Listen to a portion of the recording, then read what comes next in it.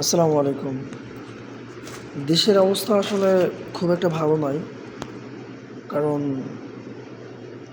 জ্বালানি তেলের জন্য আমাদের যে টেলিযোগাযোগ আছে ওইখানে যে এটা নাকি জেনারেটরে বর্তমান চলতেছে। কারণ কারেন্ট যেভাবে 4 থেকে 5 ঘন্টা যাবৎ চলতেছে না, যার কারণে জেনারেটর দিয়ে এটা টানা সম্ভব হচ্ছে না। হয়তো কিছুদিনের ভিতরে আমাদের টেলিযোগাযোগ যে ইন্টারনেট সমস্যা সংযোগ এগুলো সব কিছু বন্ধ হয়ে যেতে পারে। আসলে দেশের কী অবস্থা হবে কোনো কিছুই জানা নাই। কী একটা অবস্থা বুঝতেছেন। আজকে ফেসবুকে একটা পোস্ট দেখলাম যে ছেলের জীবিকার জন্য মা তেলের জন্য সিরিয়ালে দাঁড়াইছে।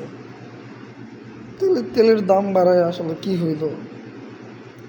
আবার তেলের দাম বাড়ানোর সাথে সাথে তেলের ইয়েও বাইরা গেল, মজুতও বাইরা গেল। দেন সিরিয়াল আগের চেয়ে অনেকটা কমে গেছে।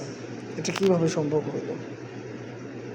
তেলের দাম যেদিন বাড়াইলো তার 1-2 দিনের মাথায় কিভাবে এতটা তেলের কমানো সম্ভব হইলো আর কি? তেলের সিরিয়াল কমে গেল, তেলের মজুদ এত কিভাবে বাড়লো? এটা একটা প্রশ্ন কিন্তু থেকেই যায়। আমাদের কর্মসংস্থান দেখেন কত সমস্যা হয়েছে। আমাদের কর্মসংস্থানের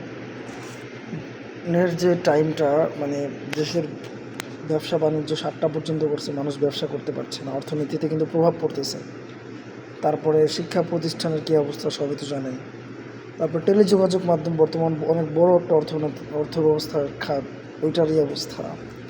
মানে এক কথায় কেন জানি মনে হচ্ছে দেশ প্রায় দেউলিয়ার পথে। আসলে দোষটা যে কাকে দিব বুঝতেছি না, সরকারকে দিব নাকি কাকে দিব, এই হচ্ছে অবস্থা। দেশ আসলে সরকার ঠিকঠাক পরিচালনা করতে পারতেছে না। পারবেই বা কীভাবে? সরকারের যারা দায়িত্বরত আছে তারা এখন এই অবস্থা, এই ব্যবস্থা। তো সবাই কাছে একটাই কথা যে আপনারা আপনাদের মতো করে নিজেদের যে জীবিকা অর্জনের জন্য যা যা দরকার সব কিছু গুছান। হ্যাঁ, যেন এমনভাবে গুছাবেন যাতে আমি মানুষটা হচ্ছে আমার সবসময় খাবার 2-4-5 দিনের রিজার্ভ থাকে। তো ওই জায়গায় হচ্ছে 2-4-5 দিন না ভাই, 1 মাসের বাড়ান। কারণ দেশের অবস্থা কীরকম হবে জানা নাই, একমাত্র উপরওয়ালা জানে। সবাইকে আগে থেকেই সতর্ক হতে হবে। কারণ পূর্ব থেকে শিক্ষা নেন। তেলের যে বিষয়টা, যখন তেলের সমস্যা হয়েছে হালকা পাতলা, তখনই বলছে যে পর্যাপ্ত তেল আছে, কোনো সমস্যা নাই। তো যারা মজুত করে রাখছে তারা তো বাইচা গেছে, আর যারা মজুত করে নেয় তাদের কী অবস্থা সবই তো জানেন। ভাই আপনার বেঁচে থাকার দায়িত্ব আপনারই পালন করতে হবে, সরকার কখনো এটা দেখবে না। হ্যাঁ, তারা এসে নিচে বসে বসে বড় বড় কথা বলবে আর কিছু না। দেশ যদি দেউলিয়া হয়ে যায় সরকার কিন্তু বহুদিন চলতে পারবে। একটা কথা মাথায় রাখবেন, এমন সময় আসবে টাকা থাকবে, টাকার মূল্য থাকবে না, যেটা কিন্তু কিছুদিন আগে হয়েছিল। টাকা ছিল, আমরা তেল পাইনি, টাকার কোনো মূল্য ছিল না।